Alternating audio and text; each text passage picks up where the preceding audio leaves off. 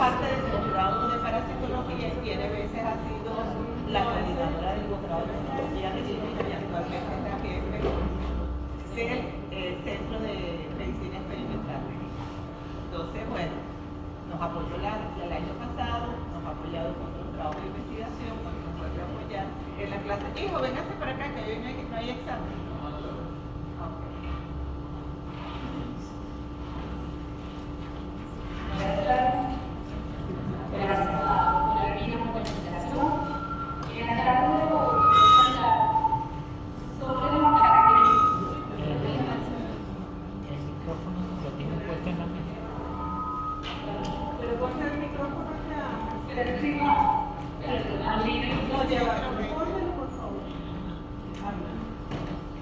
Buenas tardes.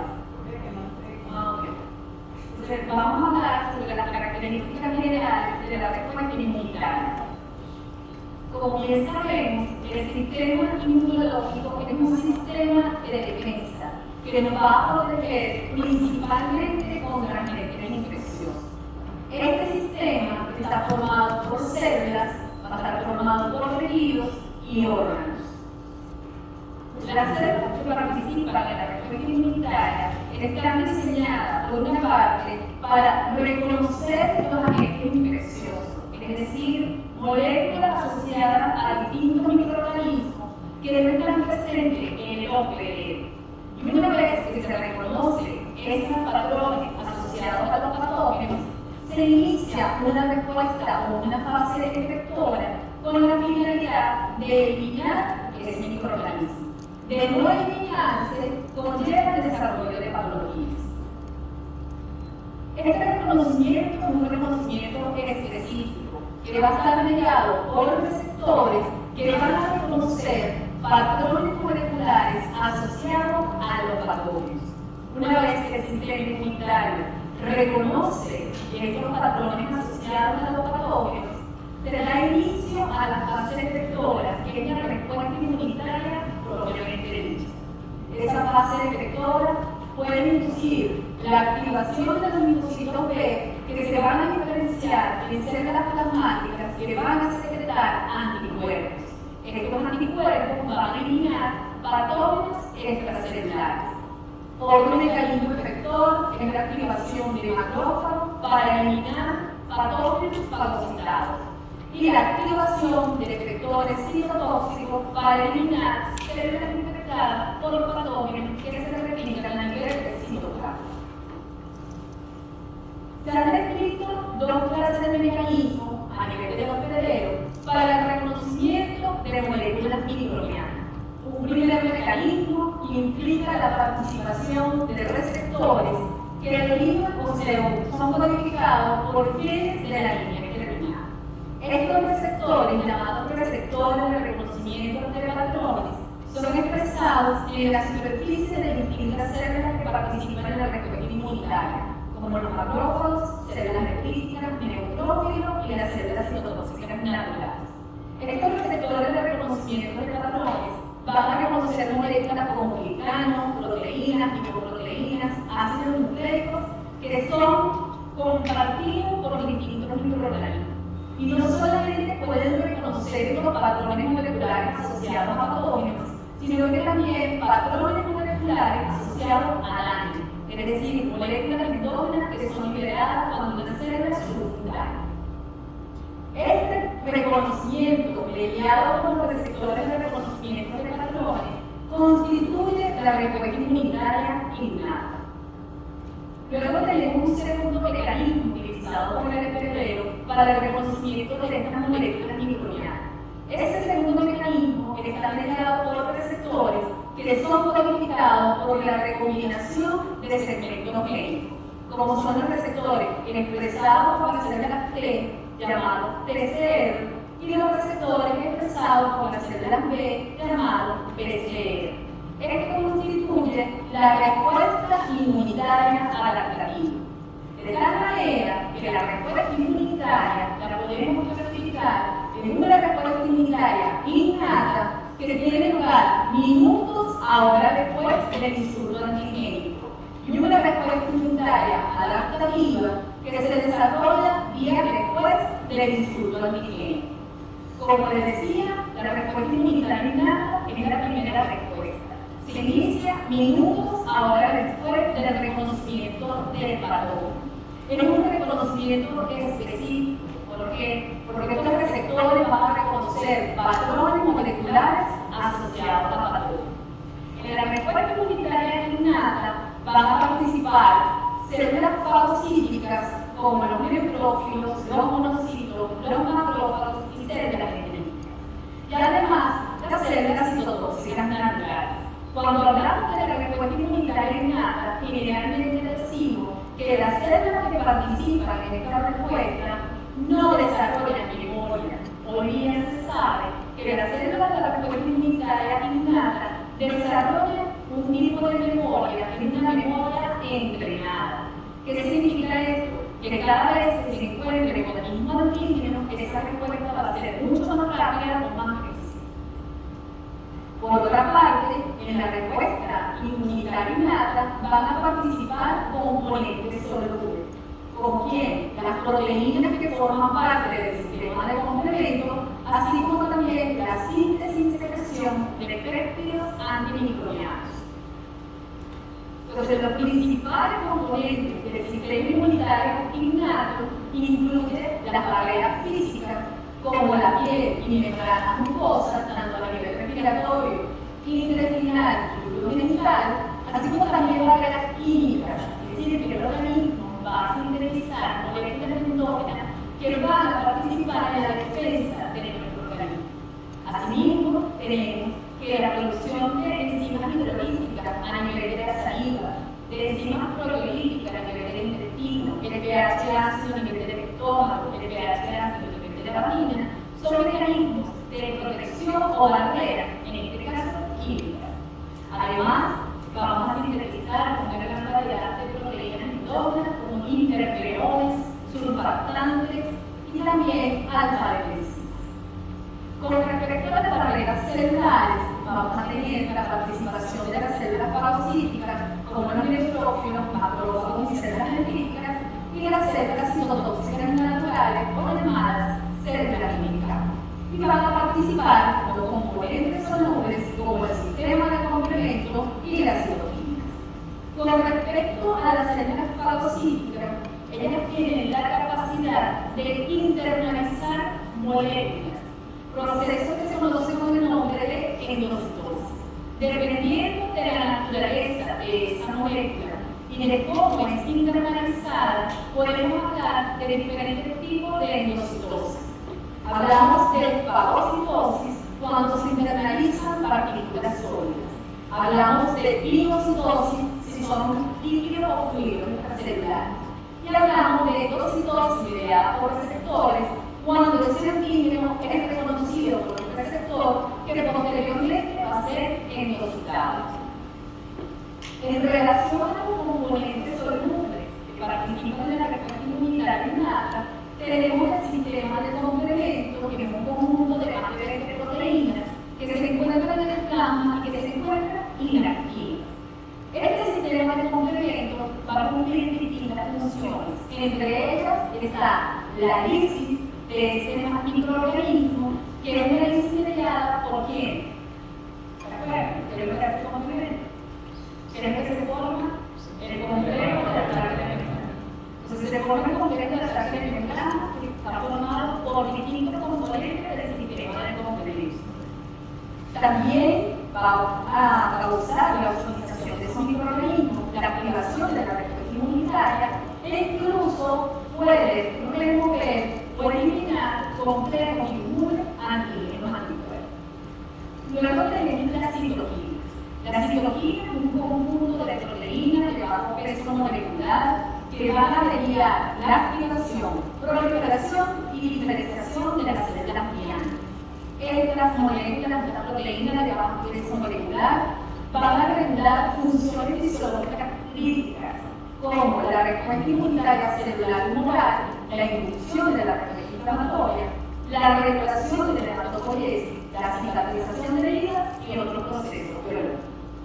La citoquina puede ejercer su acción de distintas maneras, dependiendo de la distancia a la cual se encuentra la célula blanco en donde va a ejercer su efecto. Entonces, la citoquina puede ejercer una acción endocrina, paracrina o autocrina. Endocrina, cuando esa citoquina tiene que viajar a través de la circulación y va a ejercer su efecto en una célula distante. La paracrina es cuando esa citoquina ejerce su efecto sobre células cercanas. Y la acción autocrina es que la citoquina sintetizada por esa célula ejerce su acción sobre la misma célula.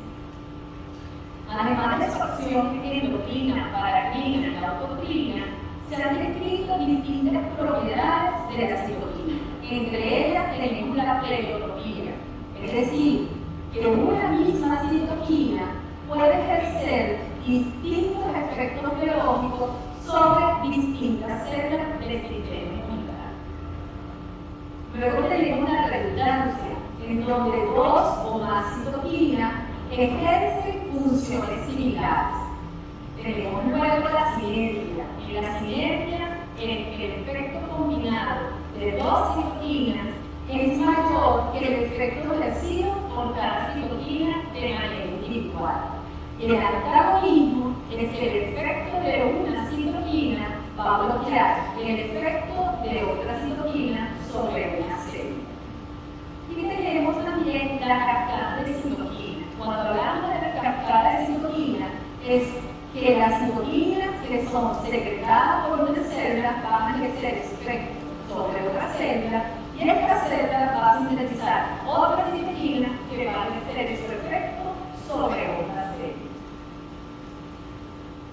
Eso es lo que tenemos hasta ahora sobre la respuesta inmunitaria. Vemos que están participando tanto componentes, en este caso barreras físicas, barreras químicas, está la participación de componentes solubles, así como también la participación de células, principalmente células que juegan un papel importante en la internalización del microorganismo o molécula. Luego del insulto antigénico y la respuesta de ese insulto, se va a desarrollar la respuesta inmunitaria adaptativa o adquirida. Esta es una respuesta altamente específica. ¿Por qué? Porque está mediada por receptores que se originan por un proceso de recombinación de segmentos génicos, como son los receptores TCR y BCR. Esta respuesta va a jugar un papel importante tanto en las células B como en las células T. En el caso de los linfocitos B, recordar que ellos se van a diferenciar en células plasmáticas que van a secretar anticuerpos. Y tenemos la participación de los linfocitos T que pueden ejercer tanto una actividad o un efecto citotóxico o un efecto cooperador. Estas células son las que uno tiene que desarrollan memoria, es decir, que en un segundo encuentro con el antígeno, la respuesta va a ser más rápida y de mayor magnitud. Con respecto a los componentes solubles que participan en esta respuesta, uno de los principales van a ser los anticuerpos producidos por las células plasmáticas. Entonces, la respuesta inmunitaria va a estar involucrada diferentes células. Vamos a tener monocitos, polimorfos-nucleares, linfocitos, monocitos. Sabemos que hay un conjunto de células que van a participar tanto en la respuesta inmunitaria innata como en la respuesta inmunitaria adaptativa. Estas células que participan en la respuesta inmunitaria innata derivan de una célula madre hematopoyética que está presente en la médula ósea. Esa célula madre hematopoyética va a dar origen a dos precursores, un precursor mieloide y un precursor linfoide. El precursor mieloide, a través de un proceso llamado mielopoiesis, va a dar origen a los polimorfos nucleares, que incluye a basófilos y neutrófilos, a los linfocitos y parte de las células dendríticas. Mientras que el precursor linfoide, por un proceso llamado linfopoiesis, va a dar origen a los linfocitos T, B, las células citotóxicas naturales, NK y parte de las células dendríticas. Entonces, el sistema inmunitario nos involucra una inmunidad innata y una inmunidad adaptativa. En esta inmunidad innata participan los polímeros nucleares, las células NK, los mastrocitos, y acá tenemos los macrófagos y células dendríticas. Una respuesta que se desarrolla de manera rápida y ahora después del fruto adquirido. Luego tenemos una inmunidad adaptativa que se desarrolla días después de la respuesta inmunitaria, en donde van a participar principalmente las células T y las células B, pero para que tenga lugar esta respuesta inmunitaria adaptativa, se requiere que estas células, como los macrófagos y las células dendríticas, sean capaces de presentar antígenos a los linfocitos T. Porque recordamos que el linfocito T no es capaz de reconocer antígenos, a menos que se los presente. ¿Qué molécula representa antígenos a los linfocitos T? ¿Y cuál es la molécula? Complejo mayorista compatibilidad. Complejo principal de histocompatibilidad. Ese complejo principal de histocompatibilidad en el humano, ¿cómo se conoce? Como antígeno del leucocito humano o HLA. Entonces, esta molécula del complejo principal de histocompatibilidad, que son expresadas por células dendríticas, los mismos linfocitos B, también los macrófagos, tienen entonces la capacidad de presentar péptidos a esos linfocitos T. Y cuando estos linfocitos T reconoce esos péptidos, él puede sintetizar y secretar citoquinas que van a permitir la diferenciación de esas células B en las células plasmáticas que van a producir anticuerpos. ¿Pregunta? Entonces, fíjense, estamos viendo que para que se desarrolle esa respuesta inmunitaria adaptativa, tenemos que contar con la participación de las células presentadoras de antígeno. Las células presentadoras de antígeno, entonces, tienen la capacidad de endocitar, internalizar un microorganismo, un antígeno, para posteriormente procesarlo y presentarlo a través de las moléculas del complejo principal de histocompatibilidad. Las células presentadoras de antígenos se clasifican en dos tipos. Las células presentadoras de antígenos profesionales. Cuando hablamos de las células presentadoras de antígenos profesionales, estamos hablando de los linfocitos B, las células dendríticas y las células intraepiteliales. Estas son células que tienen como función procesar el antígeno, no degradarlo totalmente para poderlo presentar a través de las moléculas del complejo principal de histocompatibilidad. Además de las células presentadoras de antígenos profesionales, vamos a encontrar células presentadoras de antígenos no profesionales, que incluyen las células endoteliales, células epiteliales, los macrófagos, los fibroblastos, los granulocitos o polimorfos nucleares y las células gliales. ¿Por qué no son profesionales? Porque ellas no están diseñadas para presentar antígenos. En el caso de los macrófagos, está diseñado para eliminar el patógeno, no para presentar antígenos de enemigo. Entonces, son las llamadas células presentadoras de antígenos no profesionales o también atípicas. Entonces, para ser una célula presentadora de antígenos, debe por una parte endocitar el antígeno, procesarlo y posteriormente presentarlo a través de las moléculas del complejo principal de histocompatibilidad a los linfocitos T. Además, esa célula presentadora de antígenos, para ser una célula presentadora de antígenos profesional, debe expresar en su superficie moléculas coestimuladoras, como son B7-1, también llamada CD80, y B7-2, también llamada CD86, que va a ser reconocido por el receptor CD28. Y vamos a leer así tres señales. Una señal que está mediada por estas moléculas del complejo principal de histocompatibilidad que están presentando el antígeno, una señal coestimuladora mediada por estas moléculas CD80, CD86 y una tercera señal que está mediada por citoquina. Entonces, de aquí hablamos del modelo de de preseñal para que la célula T se pueda activar. Entonces, este modelo de preseñales implica una primera señal en la que el TCR, el linfocito T, va a reconocer péptidos presentados por las moléculas del complejo principal de histocompatibilidad. Se dan así la señal de activación. Una segunda señal es cuando el receptor CD28 reconoce las moléculas coestimuladoras 080, 086, o también llamada B7.1, B7.2, generándose así la señal de supervivencia o señal coestimuladora. Y una tercera señal está mediada por citoquinas que van a conllevar a la diferenciación de esa célula T. ¿Está claro? Entonces, para que la célula T se pueda activar, requiere de la señal de activación mediada por las moléculas del complejo principal de histocompatibilidad y una segunda señal coestimuladora. Esta célula presentadora de antígeno.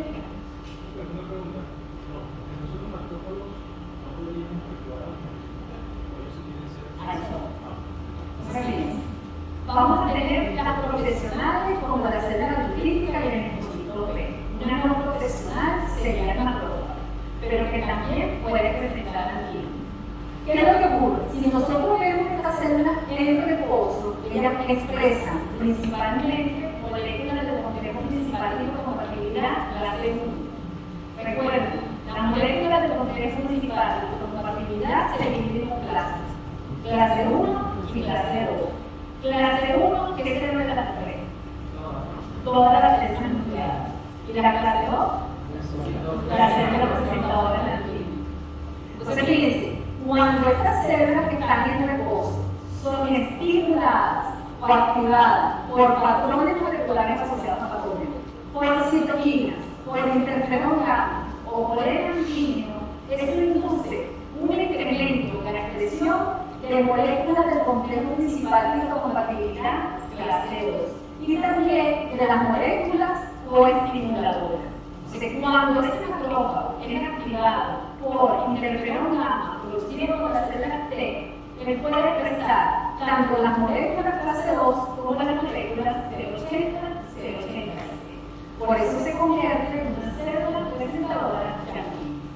Vemos entonces que todas las células presentadoras de antígeno se caracterizan por expresar moléculas del complejo principal de histocompatibilidad, no solamente clase 1, sino también clase 2. Y que lo otro que van a expresar, moléculas coestimuladoras. Entonces, de estas células presentadoras de antígeno, una de las principales son las células dendríticas. Fíjense, las células dendríticas tienen la capacidad de internalizar, endocitar el antígeno. ¿Dónde presentan el antígeno las células presentadoras de antígeno?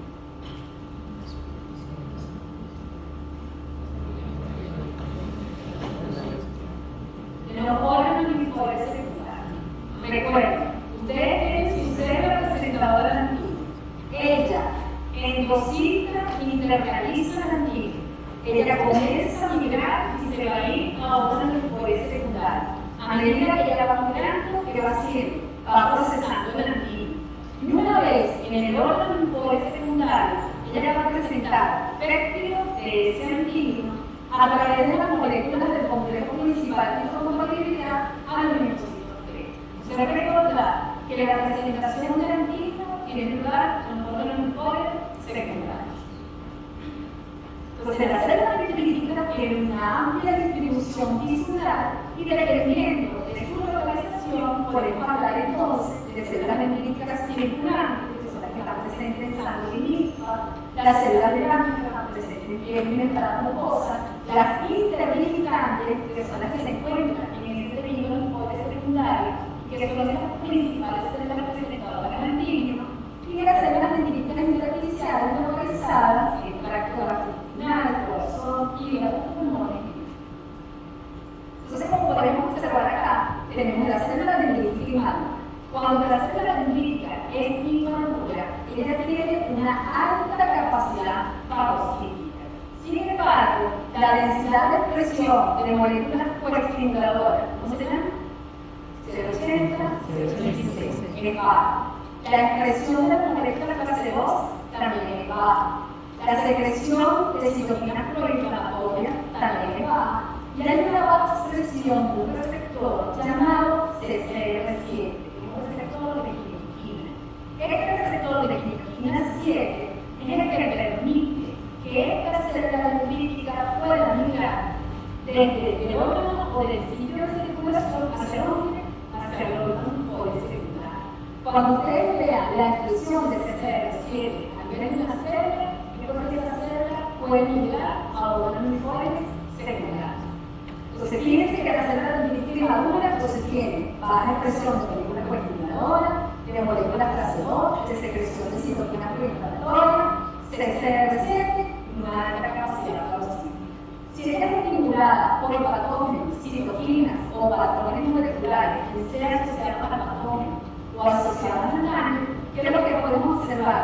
Lo que estaba disminuido ahora incrementa la expresión de la molécula proestimuladora, de la molécula clase 2, de la secreción de citoquinas proinflamatorias y de CCR7, que es lo que le permite migrar al órgano linfóide secundario. Y creo que disminuye su capacidad fagocítica. Lo mismo que estoy describiendo aquí se va a describir para toda célula receptadora canina. Luego tenemos el macrófago. Fíjense, el caso del macrófago es una célula que está diseñada para internalizar, fagocitar moléculas, en este caso, partículas sólidas. Y lo que hace es eliminar. Es decir, el patógeno que es fagocitado por el macrófago, es lo que busca es su eliminación. Entonces, no solamente lleva a cabo la función de la fagocitosis, sino que también puede tener o ejercer acciones antimicrobianas a través de la síntesis y secreción de especies reactivas de oxígeno y especies reactivas de nitrógeno. Tiene la capacidad de presentar antígenos sin olegar totalmente ese antígeno.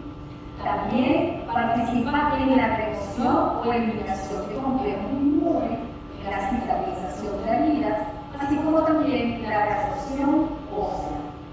Los macrófagos también tienen una amplia distribución tisular y dependiendo del tejido que se localiza, hablamos de los distintos nombres al macrófago. Entonces podemos hablar de macrófagos alveolares, porque sabemos que está localizado a nivel del pulmón. Si está localizado a nivel del cerebro, hablamos de células microgliales. ¿Está claro? Entonces, fíjense, en el caso de los macrófagos se han descrito dos tipos de macrófagos que va a depender del perfil de activación diferente. Es decir, un macrófago se puede activar de manera clásica, que es a través de microorganismos o con citoquinas proinflamatorias como interferón gamma y TNF alfa, o se puede activar de manera alternativa, que es a través de citoquinas antiinflamatorias como la interleuquina 4 y la interleuquina 3. Entonces nosotros podemos hablar de los macrófagos tipo M1 o clásico y los macrófagos M2 o alternativos. Los macrófagos M1 clásicos son los macrófagos que tienen actividad microcida. ¿Por qué? Porque van a secretar especies reactivas de oxígeno y especies reactivas de nitrógeno.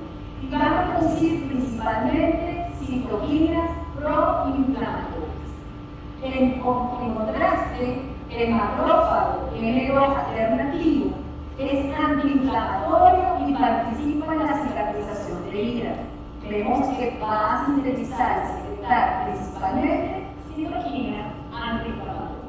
Entonces, podemos hablar entonces de dos perfiles de macrófago dependiendo de cómo es activado.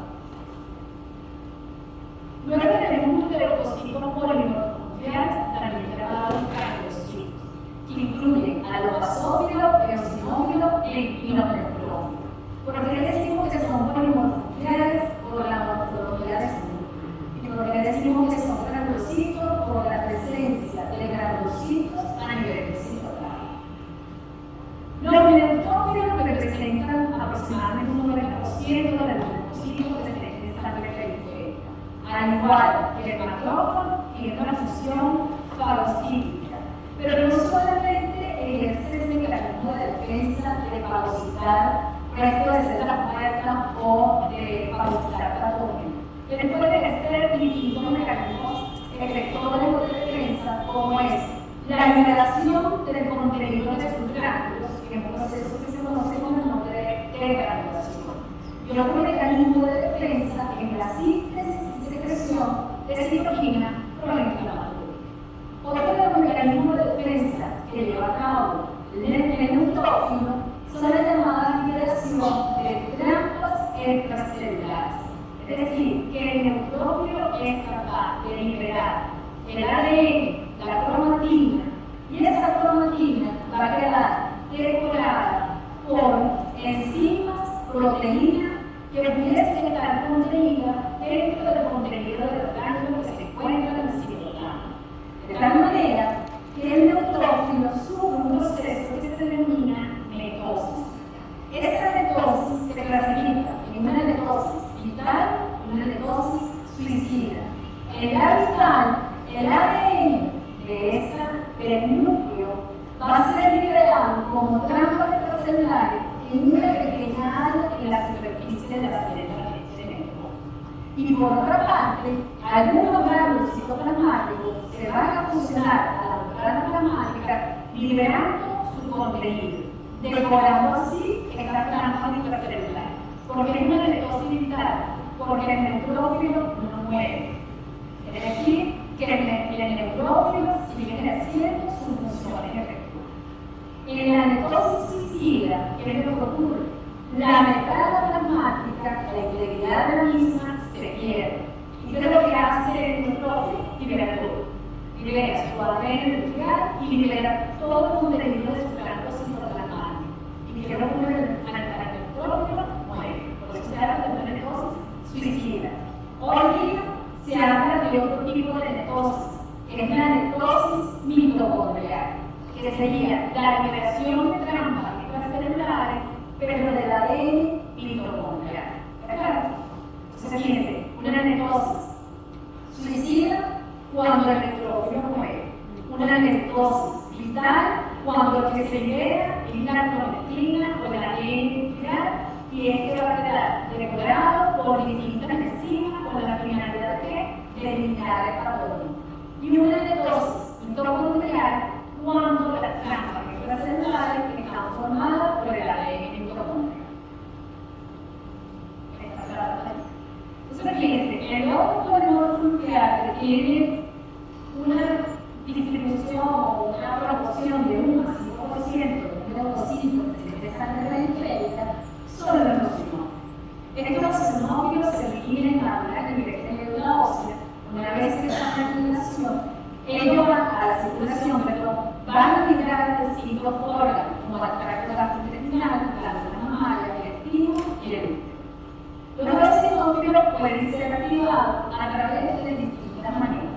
Puede ser activado por la tisular, por infecciones, alergenos, alérgenos y glucosa. Una vez que está activado el eosinófilo, él puede, por una parte, liberar el contenido de sus gránulos. Lo que contiene sus gránulos serían la peroxidasa, la proteína básica, la proteína catiónica, la neurotoxina, que tienen efecto citotóxico. No solamente libera el contenido de sus gránulos, sino que también puede sintetizar y secretar citoquinas, quimioquinas, mediadores lipídicos y neuromediadores. Por otra parte, este eosinófilo activado puede establecer una comunicación con la célula T, es decir, que el eosinófilo le puede presentar antígenos a los linfocitos T. Además, se ha descrito que el eosinófilo puede regular la polarización de las células T a través de una enzima llamada immunoglobulina que genera las quimierinas a partir del triptofano y que va a regular el balance de las células T operadoras que vemos más adelante, que son las TH1 y las TH2. Los eosinófilos juegan un papel importante en la eliminación de parásitos como los enemigos. Fíjense, el enemigo es un parásito grande que puede ser ozonizado por anticuerpos tipo IgE. ¿Qué es lo que ocurre? Que el eosinófilo ¿Qué significa que es un receptor FC? Si este es un anticuerpo, acuérdense que los anticuerpos es la B y tiene su dato. Exacto. Entonces, ese receptor FC une la porción FC de la inmunoglobulina E que está ozonizando el equipo. ¿Qué ocurre? Que los sinófilos se activan y va a liberar el contenido de sus glánulos, que sabemos que son citotóxicos, y que va a causar la muerte del sistema. Este tipo de citotoxicidad es lo que nosotros conocemos como citotoxicidad celular mediada por anticuerpos. Ustedes lo van a ver como ADCC. Luego tenemos los basófilos que representan apenas un 0.01 a un 0.3% de los leucocitos presentes en sangre periférica. En el caso de los basófilos pueden ser estimulados por citoquina, ARN, microglobulina y por el reclutamiento de los receptores FC expresados en su superficie.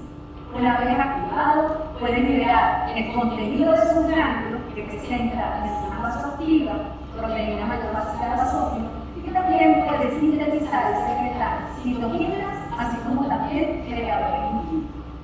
Entonces, los basófilos, a través de la vitamina, incrementan la temperatura vascular, contracción del músculo liso, y las citoquinas antiinflamatorias como IL-4 y IL-3 promueven la diferenciación de los linfocitos acéticos de H2 y se va a producir principalmente en hemoglobina E. Los basófilos juegan un papel importante en el inicio, en el desarrollo y la cronicidad de las enfermedades alérgicas. Luego tenemos los mastocitos, que son células residentes en el tejido. Podemos encontrar mastocitos en mucosa y en el tejido conectivo. Al igual que el basófilo, poseen citoplasma, glándulos que tienen en su contenido, vamos a decir que proteínas o moléculas vasoactivas preformadas como la histamina. El basófilo y el mastocito, entonces también juegan un papel importante en estas reacciones alérgicas. Entonces, fíjense, ¿qué ocurre en una reacción alérgica? Ingresa el alergeno. Ese alergeno va a ser captado y internalizado por la célula presentadora antígena. Esa célula presentadora antígena va a llevar al órgano linfoide celular. Le va a presentar el antígeno a los linfocitos T. El linfocito T se va a diferenciar con un linfocito T cooperador que va a sintetizar citoquinas que van a permitir la diferenciación de la célula P en una célula plasmática. Esta célula plasmática va a producir anticuerpos tipo IgE. ¿Qué es un anticuerpo? IgE son específicos contra el alergeno. Eso es lo primero que ocurre en la etapa de sensibilización. Cuando yo me encuentro por segunda vez con ese antígeno, ¿qué ocurre? Fíjense, la IgE que se va a producir inicialmente se va a unir a los receptores FC expresados en la superficie del mastocito o del basófilo. Entonces, fíjense, ¿qué ocurre? Que el basófilo mastocito queda ozonizado con inmunoglobulina E, que era alergeno específico. Si yo tengo el contacto por segunda vez con el alergeno que va a hacer, va a entrecruzarme toda esta inmunoglobulina E que está en la superficie del mastocito o basófilo.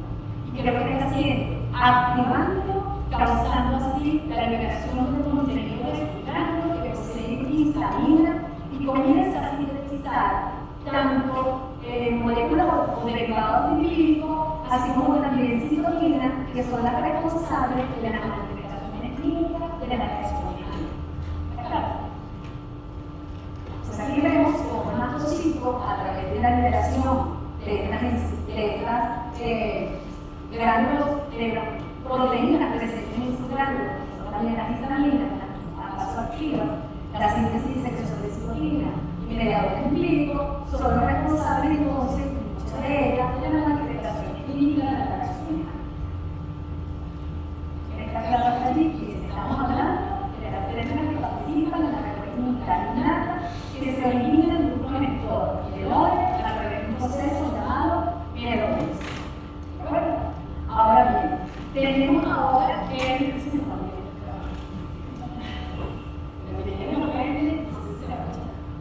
fíjense, con respecto a los proteínas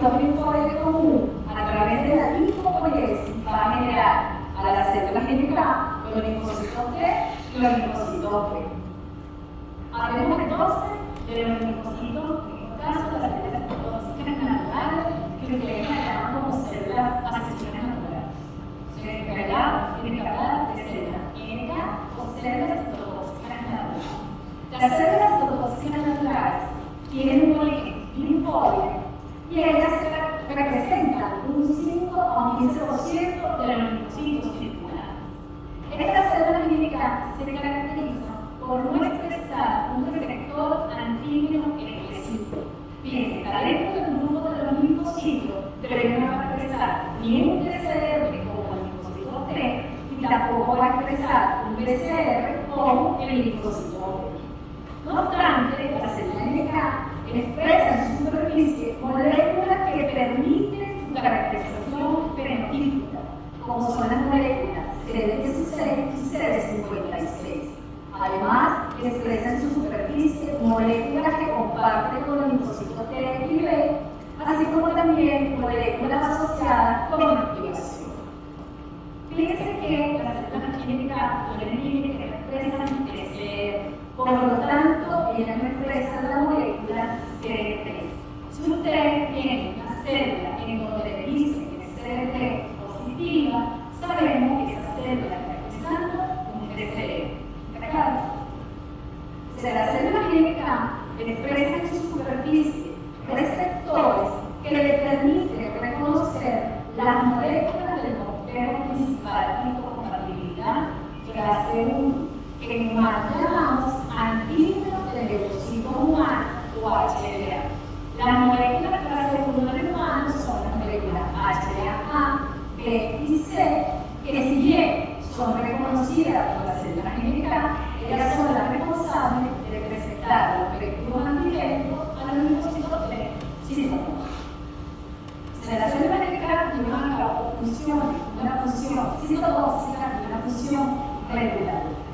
Esa función citolítica va a estar determinada por el equilibrio entre señales activadoras y señales inhibidoras desencadenadas por los receptores activadores y receptores inhibidores expresados en la superficie de la célula química. Si hay un predominio de señales activadoras, es decir, de señales desencadenadas por receptores activadores, la célula química va a pasar, se va a activar. Si se desactiva, ella va a liberar el contenido de sus gránulos que se presentan perforías de la enzima que causan la lisis de esa célula blanca. Entonces, como les decía, esta célula química va a expresar receptores activadores y receptores inhibidores. Y dependiendo del balance de señales activadoras e inhibidoras, ella puede ejercer o no ser efecto. ¿Qué ocurre? En el caso de una célula sana, ella expresa en su superficie las moléculas HLA clase 1. ¿Qué ocurre? Que la célula química, a través de su receptor inhibidor, reconoce esa molécula HLA clase 1, generándose una señal netamente negativa que neutraliza cualquier señal positiva, de tal manera que ocurre la anolisis de las células sanas. ¿Qué significa esto? Que nuestras células sanas se protegen de la lisis mediada de la célula química a través de la expresión de la molécula clase 1. ¿Está claro? Pero ¿qué ocurre? Cuando hay un crecimiento tumoral o cuando hay una infección viral, la expresión de las moléculas clase 1 baja. ¿Para qué? Para escapar del reconocimiento mediado por el PCR de los linfocitos T. Es una manera de escapar del sistema inmunológico. No obstante, la célula química, a través de su receptor activador, puede reconocer en la superficie de esa célula infectada realmente o de esa célula tumoral distintas ligandos, distintas moléculas a través de sus receptores activadores. De tal manera que se genera una señal netamente positiva que conduce a la lisis de esa célula infectada directamente o de esa célula tumoral. Entonces, basado en ello, tenemos entonces que la célula química es capaz de listar células que no expresan moléculas clase 1. Y es capaz también de listar células que sobreexpresan ligando para sus receptores activadores. Y que las células sanas, a través de la expresión de la molécula clase 1, se protege de la lisis de la célula química. Entonces, en base a eso, se planteó una hipótesis que se llama ICINCER, que es en esta hipótesis de ICINCER, ¿qué ocurre? Que se disminuye la expresión de la molécula clase 1, que ocurre actividad de la célula NK aumenta o disminuye. Aumenta. Entonces, si baja la presión de la molécula clase 1, la célula NK va a tener un mayor efecto citotóxico. Las células citotóxicas naturales, yo les decía que hay unos marcadores como son CD16 y CD56 que le permiten su caracterización fenotípica.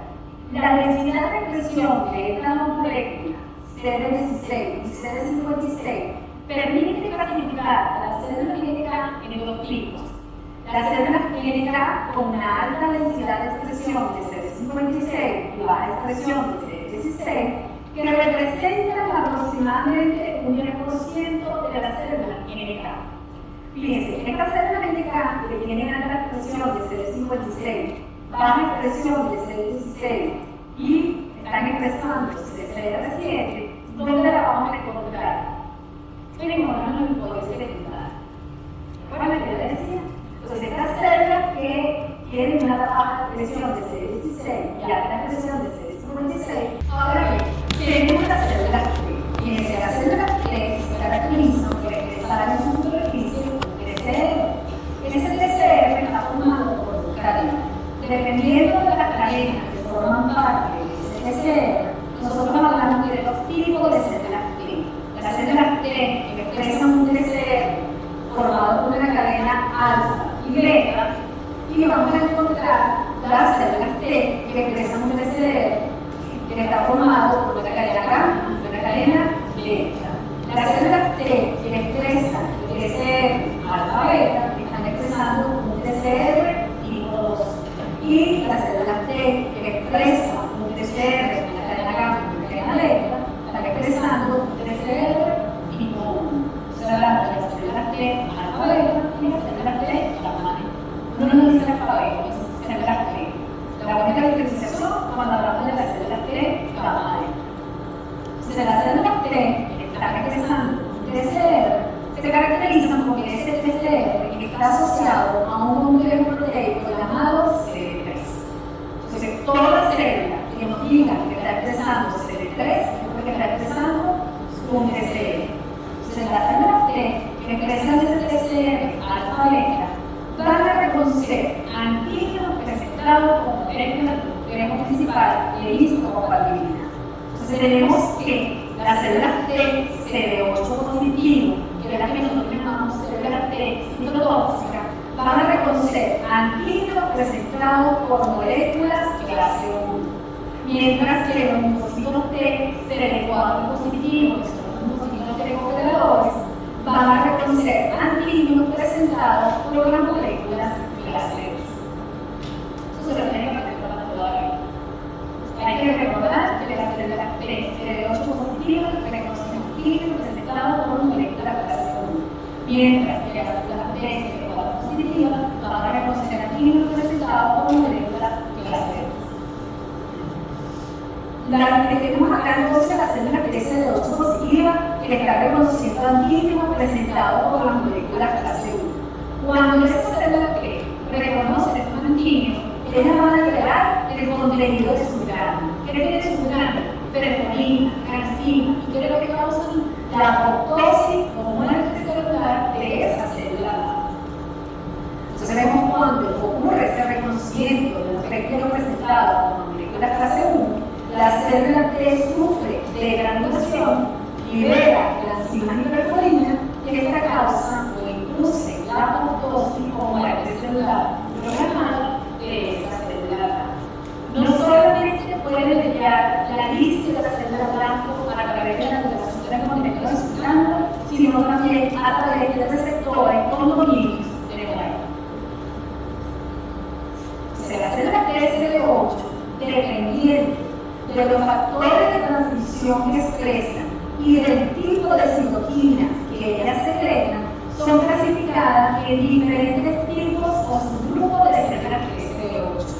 Entonces podemos hablar de TCD1, que van a secretar citoquinas proinflamatorias, como el interferón de las TCD2, que secretan citoquinas antiinflamatorias, la TCD9, que sintetiza interleuquina 9, TCD17, interleuquina 17, y TCD22, interleuquina 22. Se ven que la clasificación de la célula 13 de 8 va a depender de los factores de transcripción que tiene esa célula y del tipo de citoquina que están sintetizando y secretando. Luego tenemos la célula 13B4. Significa que la célula 13B4 va a reconocer péptidos receptados por las moléculas clase 2. Y esa célula T va a sintetizar y secretar citoquinas que van a activar otras células del sistema inmunitario, incluyendo a los linfocitos B. Esta célula 13B4, al igual que la célula 13B8, se van a caracterizar o se van a diferenciar de diferentes grupos dependiendo de los factores de transcripción y del tipo de citoquina que están secretando. Lo que más han escuchado ustedes son las PH1, PH2, también hay PH9, PH17, 32 y las 32. Fíjense, es la misma, diríamos que son homólogos a la célula 13B2. TH1 y TC1 que van a secretar interferocarbonos en este caso. TC1 y TH2 citoquinas antiinflamatorias. La TC9 y TH9 interleuquinas. ¿Lo ven? Y las células T reguladoras que van a sintetizar y secretar principalmente interferona y interleuquinas. Luego tenemos que hay un 1 a un 5% de linfocitos T circulantes que expresan ese TCR tipo 1, es decir, que están expresando una cadena gamma asociada a una cadena beta. Entonces, estos TCR, estas células que expresan este TCR gamma beta, se caracterizan porque expresan diferentes tipos de receptores en su superficie celular. Fíjense, expresan receptores que reconocen patrones moleculares asociados a patógenos, expresa un TCR, expresa receptores de citotoxicidad que son expresados principalmente por células NK, expresa moléculas HLA clase 2. Estas células T gamma beta tienen entonces distintas funciones, entre ellas efectos citotóxicos. Ejercer la síntesis y secreción de citoquinas y quinoquinas jugando un papel importante en los procesos inflamatorios. Si expresa la molécula clase 2, ¿qué función puede ejercer? Presentada aquí. Entonces, las células que gamma beta se dice que ellas constituyen un puente entre la respuesta inmunitaria innata y la respuesta inmunitaria adaptativa, porque ellas se activan rápidamente y van a sintetizar una gran cantidad de citoquinas que van a actuar sobre distintas células del sistema inmunitario.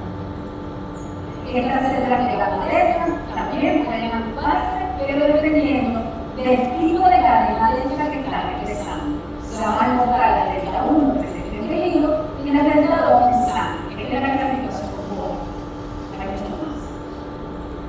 Luego tenemos las células T citotóxicas naturales, que les conocen como NKT. Fíjense, se llama NKT. ¿Por qué? Es T porque expresa TCR. Es NK porque está expresando CD56 y CD16 que la expresa aquí NK. Entonces, fíjense, NKT porque tiene características de célula T y de célula NK. Recuerden, las células T reconocen, en este caso, antígenos de naturaleza proteica. Por eso nosotros decimos reconoce antígenos peptídicos, ¿verdad? Presentados por la molécula clase 1 y la molécula clase 2. La NKT no reconocen antígenos de naturaleza proteica, ellos reconocen antígenos de naturaleza lipídica. Y se nos va a presentar una molécula que se llama molécula similar a la molécula del componente principal de histocompatibilidad, que son las moléculas CD1.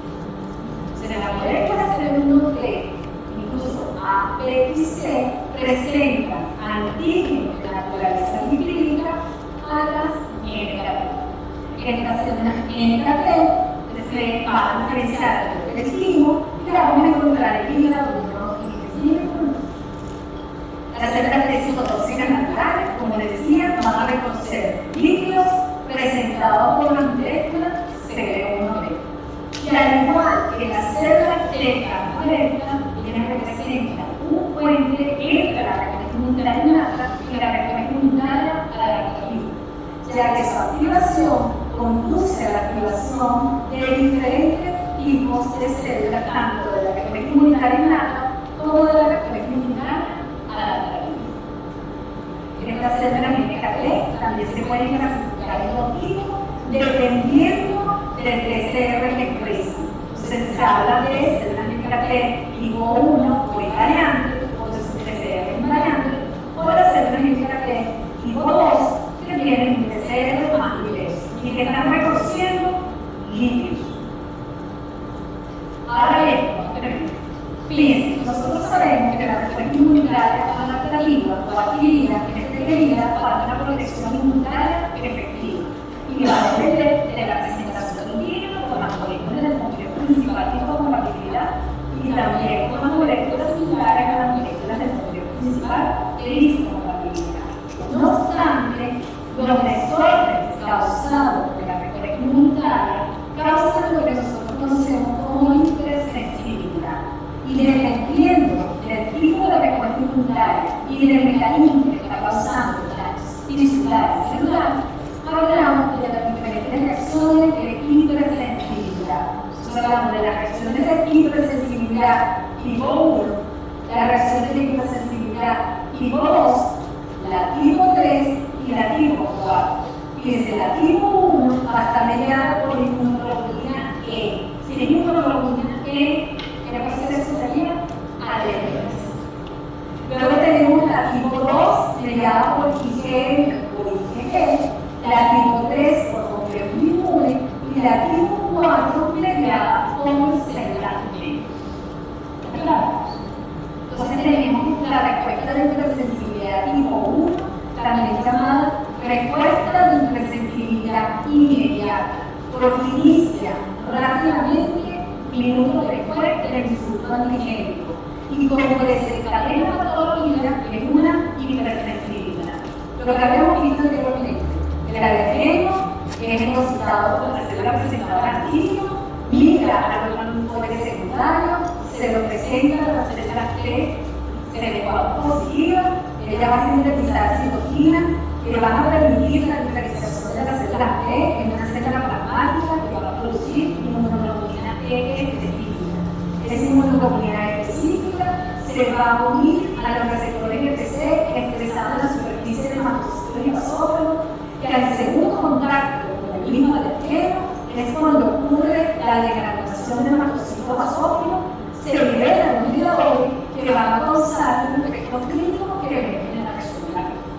Entonces, es una hipersensibilidad tipo 1 mediada por inmunoglobulina E. Con respecto a la respuesta de hipersensibilidad tipo 2, está mediada por anticuerpos IgM o IgG que van a estar dirigidos contra antígenos expresados en glóbulos rojos, neutrófilos, plaquetas, membranas basales.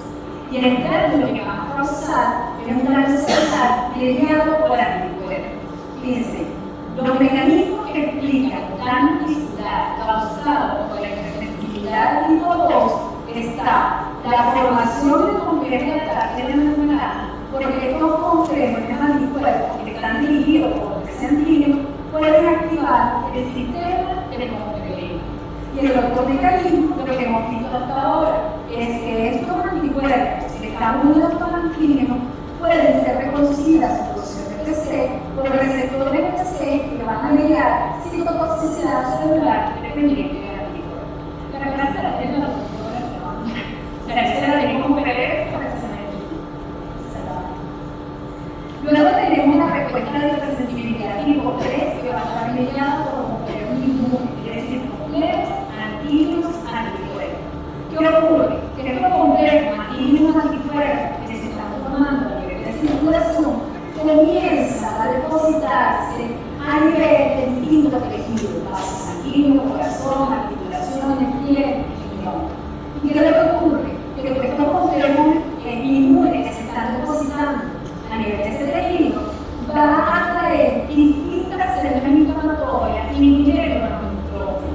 ¿Y qué va a ocurrir? Que ese neutrófilo comienza a liberar enzimas que van a causar daño, generándose así la manifestación clínica de hipersensibilidad tipo 3. Luego tenemos la hipersensibilidad tipo 4, que es bastante ya principalmente por las células T, pero ustedes le dan más de cuerpo, le dan, no sé, si estuvieran ninguna aquí, que existen diferentes tipos de extrasensibilidad tipo 4, una es delgada, otra no y otra entonces en la extrasensibilidad tipo 4 o extrasensibilidad tipo retardada hay dos fases. Una fase de sensibilización en donde una célula presentadora de antígeno capta el antígeno, lo leucocita, lo procesa y lo presenta a la célula T, y esta célula T va a generar citokina que va a permitir la diferenciación de la célula T en células tipo de H1. Esa célula tipo de H1 en contacto con el antígeno por segunda vez se inicia la fase vectora, que es inducida por una segunda exposición al antígeno sensibilizante. ¿Qué ocurre? Que esa célula de H1 sensibilizada va a activar un macrófago y esto va a conllevar a la respuesta inmunológica retardada, que se manifiesta 24 a 72 horas después de el insulto antígeno.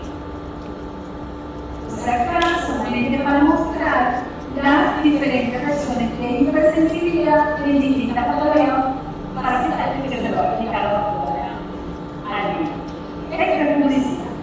Fíjense, el Instituto Nacional de Investigación Científica, a través del Centro de Estudios Avanzados, se ofrecen programas tanto de maestría y doctorado.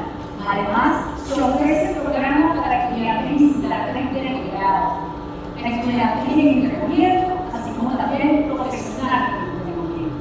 En este momento tenemos abiertos los posgrados de antropología, bioquímica, ecología, física, fisiología y el mejor de todo, inmunología. Entonces, fíjense, el Centro de Medicina Experimental está abierto para admitir estudiantes de entrenamiento, estudiantes universitarios. ¿Qué deben hacer? Contactar a la Comisión del Sector de Estudios Avanzados y a aquellas personas que estén interesadas en visitar el laboratorio o realizar una pasantía corta o larga, pueden contactar los distintos laboratorios presentes en el mundo. Está el Centro de Medicina Experimental, donde está principalmente la área de inmunogenética, inmunopatología y genética humana. También pueden contactar el Centro de Bioquímica y Física, más dirigida hacia la área de la fisiología y de la química como tal, y está también el Centro de Microbiología.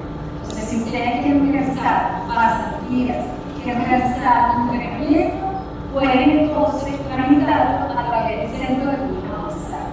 Y una vez que finalicen sus estudios de medicina, también pueden continuar sus programas de maestría y doctorado. Acá no les estoy indicando que se va a abrir un nuevo programa de maestría, que es el programa de maestría de inmunología clínica. Y esto está asociado con el hospital militar. Entonces, el hospital militar es donde van a realizar la mayoría de los estudios de inmunología compartido con inmunología de INC y van a adquirir su maestría en inmunología clínica. Además, se va a abrir un posgrado, que es el posgrado de medicina regenerativa, que ustedes conocen al doctor José Javier, que iniciará próximamente los cursos de maestría en medicina regenerativa con un enfoque mucho más biológico, o sea, más del laboratorio y más tan clínico. Y bueno, no sé si me interesa algo más. Vamos a la hora.